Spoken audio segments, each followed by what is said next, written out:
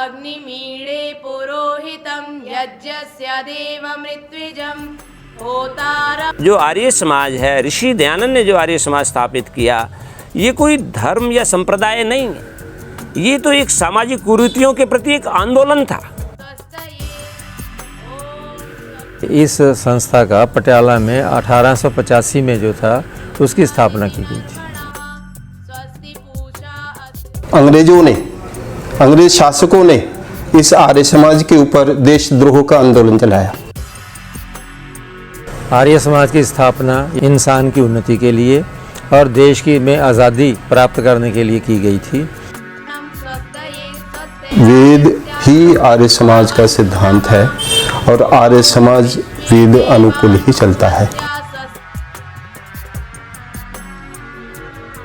जब से मैंने होश संभाली है, बचपन से मेरे दादाजी मेरे को उंगली पकड़ के आर्य समाज में लेके जाते थे।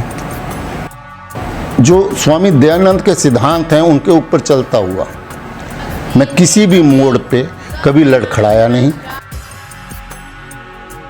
मैं कहूँ, अगर ऋषि दयानंद का जो अमर ग्रंथ सत्यार्थ प्रकाश है, जिस बच्चे ने, जिस नौजवान ने, जिस व्यक्ति ने उसको पढ़ लिया, उसको कोई भी भ्रमित नहीं कर सकता। मैं ये दावे के साथ कह सकता।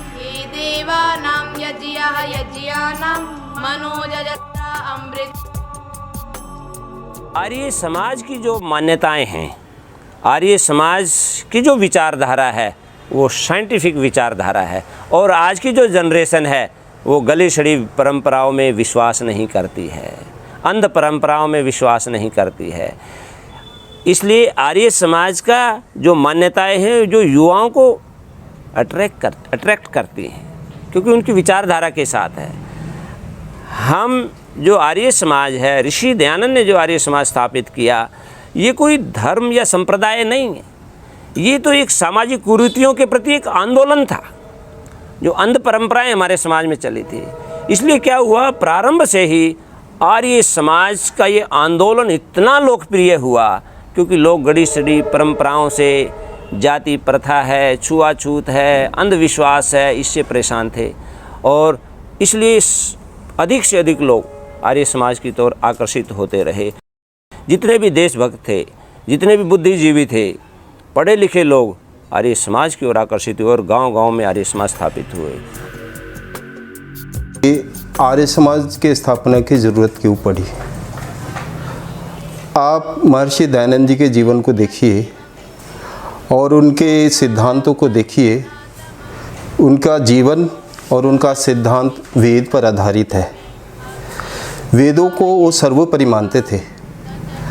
और जब महर्षि दयानंद जी ने सामाजिक कार्य को प्रारंभ किया तो उन्होंने देखा कि लोग वेदों को भूल चुके हैं, वेद के अनुगामी नहीं है, वेद मार्ग पर चलने वाले नहीं है।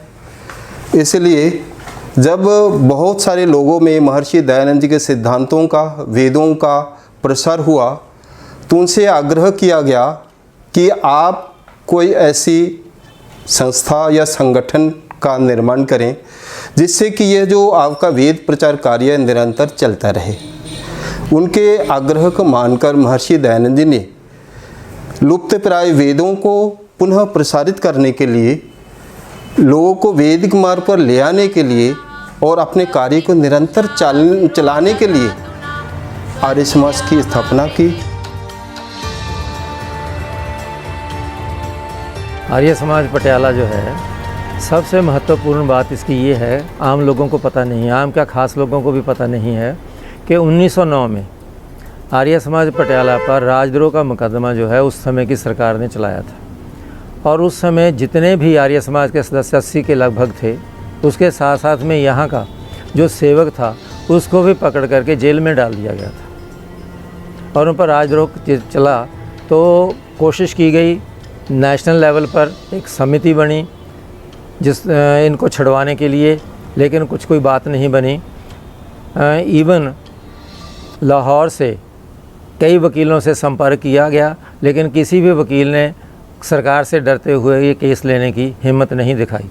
फिर स्वामी दयानंद जी के महान शिष्य स्वामी श्रद्धानंद जी ने ये केस अपने हाथ में लिया स्वयं पटियाला रह कर के आर्य समाज में उन्होंने इस कार्य को अपने हाथ में लेकर के मुकदमा जो था, जो ट्रिब्यूनल में चल रहा था, उसको जीता। यहाँ पर क्योंकि आर्य समाज में जो लोग रहते थे आकर के, वो कलकत्ता से आकर के भी इस इलाके में काम करने के लिए रहते थे, इसलिए यहाँ पर राजद्रोह का मुकदमा हम पर चलाया गया। आर्य समाज की विचारधारा बताता हूँ। ऋषि दयानंद ये कहते हैं, जो कार्य न्यायपूर्ण है, सत्य से युक्त है, वही धर्म है। धर्म को कर्म के साथ जोड़ा है। आपके कर्म सही हैं तो आप धार्मिक हैं।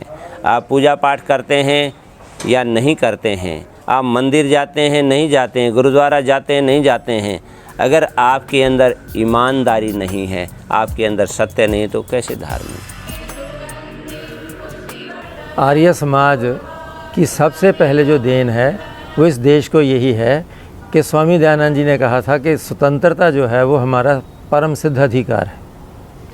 ये 1857 का जो स्वतंत्रता संग्राम है, ये उनकी ही देख रेख में सारा कार्य हुआ था।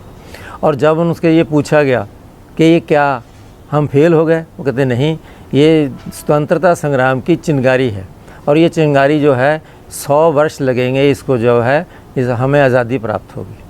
तो ये जितना भी उस समय आर्य समाज का योगदान था, जितने भी क्रांतिकारी थे, वो सब के सब आर्य समाज से जुड़े हुए थे। जो लाला लाजपत राय थे वो भी आर्य समाज से जुड़े हुए थे, और श्यामा कृष्ण जो है गुजरात वाले, वो भी श्याम जी वर्मा, वो भी आर्य समाज से जुड़े हुए थे। ऐसे हज़ारों नहीं लाखों क्रांतिकारी जो है वो आर्य समाज से ही जुड़े हुए थे। और उनके आगे जो आकर के फिर भगत सिंह का पूरा परिवार जो है आर्य समाज से जुड़ा हुआ था पंजाब में। तो ये पंजाब की जो देन थी, जैसे जैसे सारा कुछ हुआ, ये हिंदुस्तान में जितनी भी चिंगारी थी वो आर्य समाज की ही देन थी। सरकारों के बाद अगर किसी संस्था का शिक्षा के क्षेत्र में योगदान है तो आर्य समाज का है। आप किसी भी क्षेत्र में जाइए, आपको 2 संस्थाएं मुख्य रूप से दिखाई दे सकती है, DAV स्कूल, आर्य स्कूल। तो ये दोनों संस्थाएं आर्य स्कूल के नाम से हैं या DAV स्कूल के नाम से हैं, दोनों ही आर्य समाज से प्रेरित है, आर्य समाज की मूल संस्थाएं हैं। 1885 में पटियाला में आर्य समाज की स्थापना की गई थी। सबसे पहले आर्य समाज की स्थापना जो थी वो एक छोटी सी जगह पर शुरू की गई थी। तो उसके बाद जो आर्य समाज चौक के नाम से आर्य समाज मंदिर जाना जाता है, यहाँ पर ये शिफ्ट किया गया और वहीं से चल करके अब तक वो वहीं पर अपना कार्य कर रहा है। और आर्य समाज के नाम पर ही आर्य समाज चौक का नाम पड़ा और आर्य समाज बाज़ार का नाम पड़ा, आर्य समाज रोड का नाम पड़ा। यज्ञ का संबंध हमारे जो है वातावरण के साथ है।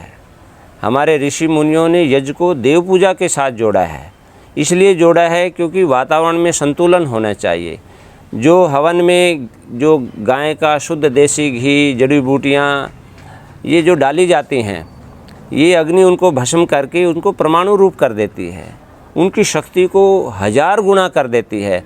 और वो जो जड़ी बूटियों के घी आदि के जो गुण हैं वो परमाणुओं में होते हुए वातावरण में जाते हैं और वातावरण को बैलेंस करते हैं। आप जानते हैं प्राचीन टाइम में घर घर यज्ञ होता था तो बीमारियों का नामो निशान नहीं था।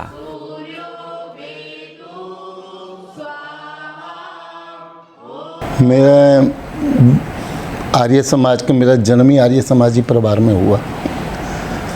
जब से मैंने होश संभाली है, बचपन से मेरे दादाजी मेरे को उंगली पकड़ के आर्य समाज में लेके जाते थे।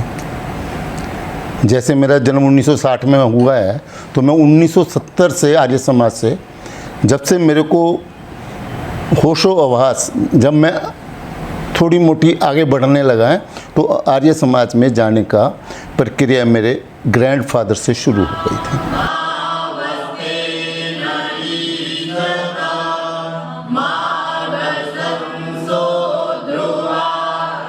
आर्य समाज में बैठा हूँ, आर्य समाज मंदिर पटियाला। ये एक ऐतिहासिक आर्य समाज है। इसकी स्थापना हम देखें तो महर्षि दयानंद जी के समकालीन उनके समय के अंतर्गत हो चुकी थी। उसके बाद यह समाज देश के कार्य में, देशभक्ति के कार्य में, देश की उन्नति के कार्य में निरंतर कार्य करता रहा। देश के स्वाधीनता के आंदोलन में भी बहुत बड़ा योगदान रहा। यहाँ बहुत सारे क्रांतिकारियों ने रहकर देश के आंदोलन में, देश के स्वतंत्रता के आंदोलन में भाग लिया, जिस कारण अंग्रेज शासकों ने इस आर्य समाज के ऊपर देशद्रोह का आंदोलन चलाया।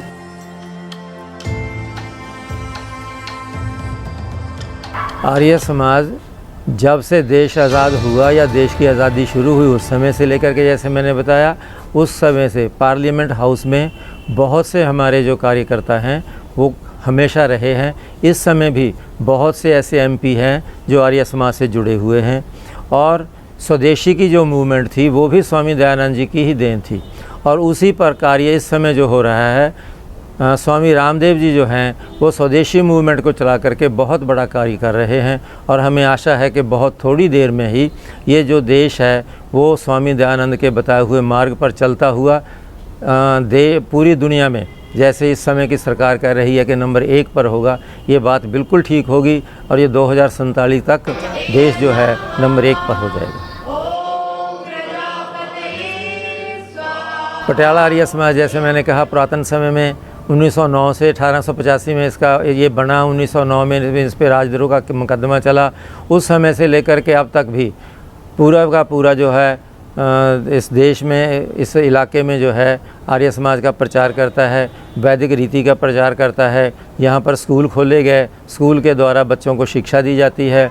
इस समय में भी एक साल में बड़े बड़े 2 यज्ञ किए जाते हैं, बड़े बड़े कार्यक्रम किए जाते हैं। दैनिक कार्यक्रम जो है चलता है और साप्ताहिक कार्यक्रम होता है। बहुत से लोग जो हैं इस कार्यक्रम को देख करके हमेशा जुड़ते रहे हैं, अब जुड़ रहे हैं और बच्चे भी जुड़ रहे हैं। इससे मैं समझता हूं कि पटियाला का और नज़दीक वाले इलाके का जो है बहुत बड़ा कल्याण होने वाला है। मैं ये महसूस करता हूँ जो आर्य समाज के रास्ते पे चलते हुए मैंने प्राप्त किया है, अगर इसी रास्ते पे हमारी फैमिली के या हमारे परिवार के या हमारे समाज के जो यंग ब्लड भी चले तो वो बहुत कुछ प्राप्त कर सकता है और अपनी ज़िंदगी में बहुत आगे बढ़ सकता है।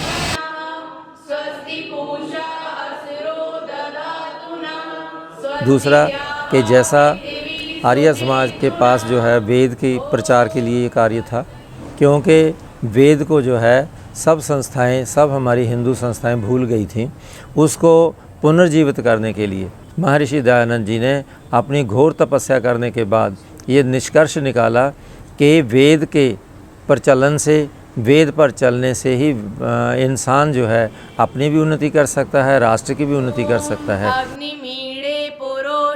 ये सौभाग्य पटियाला को प्राप्त हुआ कि पटियाला में आर्य समाज की स्थापना 1885 में हुई और निरंतर उस समय से आज तक इस आर्य समाज मंदिर में प्रतिदिन यज्ञ का कार्य होता है। ये पटियाला वासियों के लिए बड़े सौभाग्य की बात है।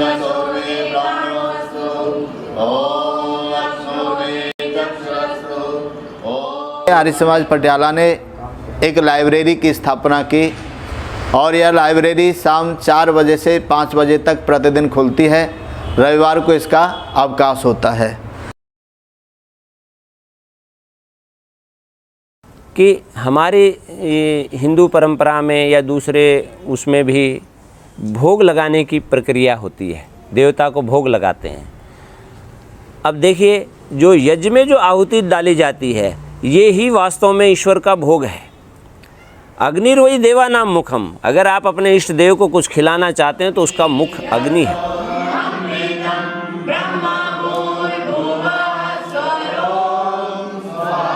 तो युवा जो है भटकने से बच जाएंगे। जो पाश्चात्य संस्कृति का वो शिकार हो रहे हैं, जो मतांध धर्मांध लोगों का वो शिकार हो रहे हैं, तो वो उनको कोई भी विचलित नहीं कर सकता। अगर आर्य समाज, मैं कहूँ अगर ऋषि दयानंद का जो अमर ग्रंथ सत्यार्थ प्रकाश है, जिस बच्चे ने, जिस नौजवान ने, जिस व्यक्ति ने उसको पढ़ लिया, उसको कोई भी भ्रमित नहीं कर सकता। मैं दावे के साथ कह सकता हूँ।